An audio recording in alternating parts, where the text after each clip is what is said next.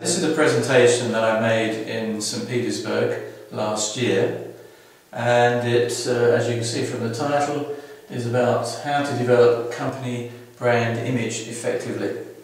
And the proposition to create a great place to work is really what we're talking about here, and I hope that I can demonstrate all the issues that we think are important to consider when you're developing your company image. So, just an introduction to ourselves. We are an international branding and design consultancy. We were established in '91. In the Russian market we have more than 60 plus clients, and we work in the retail and financial and banking sectors. And I think that experience of working with 60 plus managements gives us some insight into the way companies work or don't work, as the case may be. Okay. Quick glimpse of some of our projects. These range from Zenit Football Club, which St. Petersburg people know well, there's a major football club there, where we help them develop their whole retail offer and still working with them, right through to a whole range of different sectors. The food sector, we work with X5, Russia's largest supermarket group. We also work in other countries, working with HSBC worldwide. Also working, this was in Syria. I have a very simple definition of brand culture, because a lot of people talk about their brand culture, but I just think of it as like fish in an aquarium.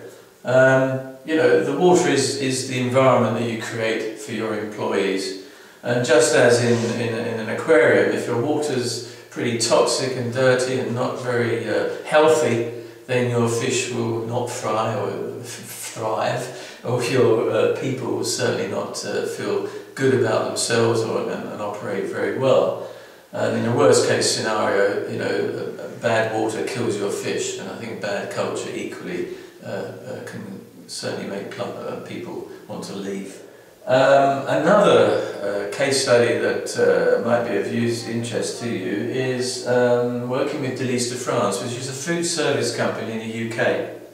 And they came to us, they'd had a number of acquisitions, and they had some real issues with some rather divisive brand cultures within the company.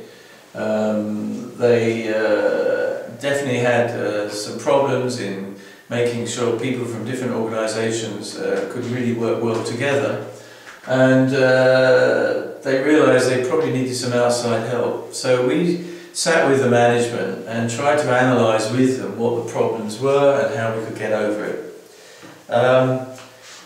One of the things we quickly realised, these are just some extracts from the presentations, was that there wasn't a cohesive general agreed mission between everybody. You know, what exactly were there as a company?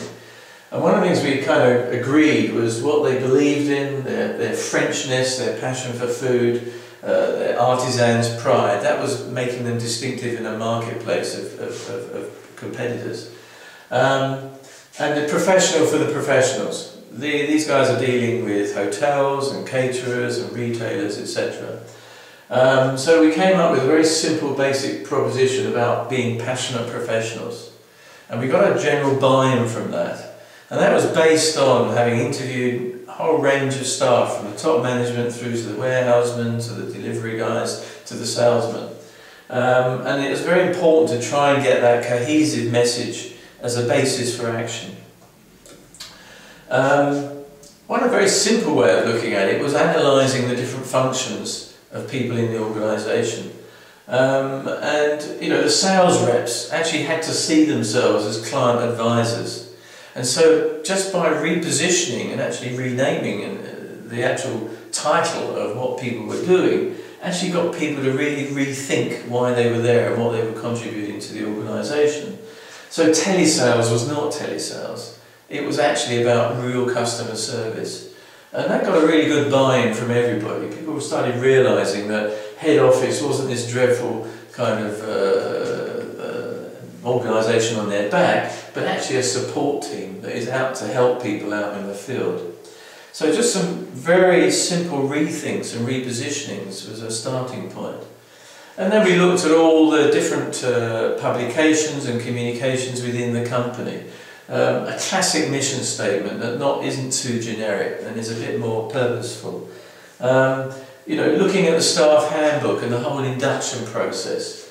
People joining the company, what do you talk to them and how do you talk to them and what do you say to them to make them feel this is a special company and that they're special within it. And recruitment advertising. A lot of companies, you can actually analyse the kind of culture they have or haven't got by the way they advertise. And this was about building on that passion statement. Are you passionate about food? Then maybe you want to join us. So a very simple proposition, but quite a powerful one. So actually check them out on the website now. They are very clear that this is one of the basic positionings for them, a passion for quality.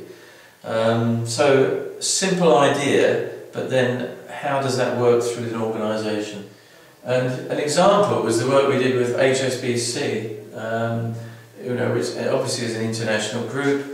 They realised that workplace environments were a possible, most important, but probably a very good initial communication challenge to get over a new culture that they were trying to imbue into the organisation. Obviously they have all the issues of an international company and how do you make it a cohesive offer across the world. Their history and their different perspectives, they're well known in terms of the way they advertise to the outside world. But one of the issues is how does it work internally?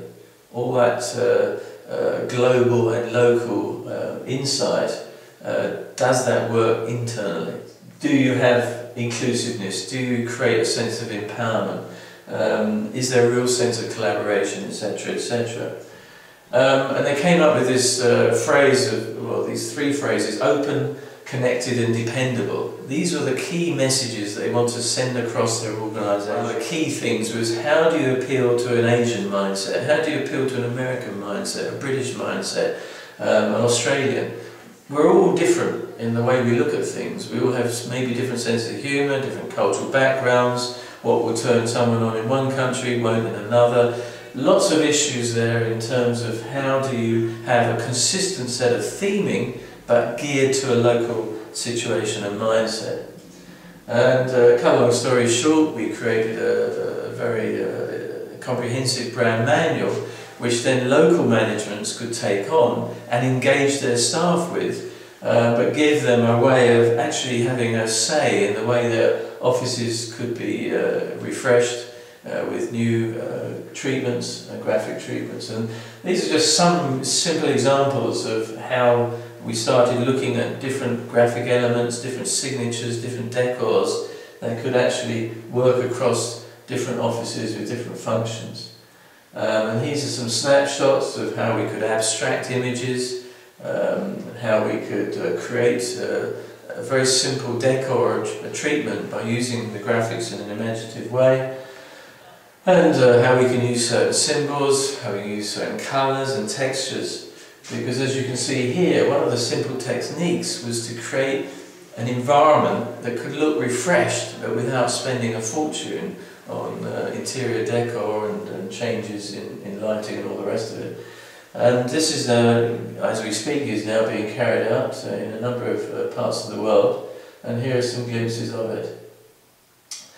Based on a vinyl treatment, it met the operational requirements of making it simple, making it very easy to apply and flexible. But the key point about it was that it changes the whole tone of the way the company operates, how it talks to its internal customers, if you like, its internal clients. And it's all part of company image development. So coming back to our starting point in this presentation, how do we reflect the new values of the company? How do we reflect the ethos, the values, the practices and behaviours that that company wants to represent? And how, above all, then create value by actually making the teams work closer together, making people more collaborative, and therefore optimising performance. So that, I hope, is a quick insight into how we approach company brand image development, and I hope that was making sense. Thank you.